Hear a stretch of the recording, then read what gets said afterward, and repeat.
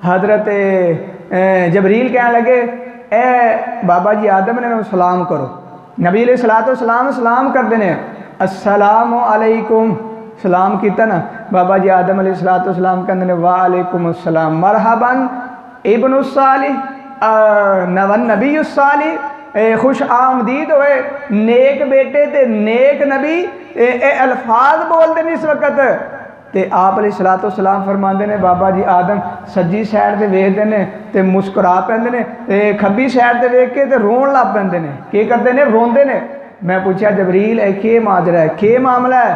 ये बाबा जी आदम ने तो इतने इधरों वेखते हैं, मुस्कुरा पैंदे ने, खब्बी साइड वेखते हैं, रोन लग पैंदे ने।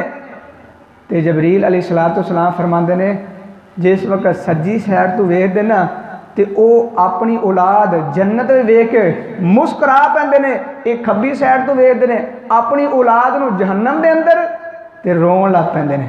देखो बाप नूं अपनी औलाद की कितनी फिक्र है। बाबा जी आदम अलैहिस्सलातु वस्सलाम अपनी औलाद नूं जन्नत में वेखते हैं तो खुश हो जाते हैं।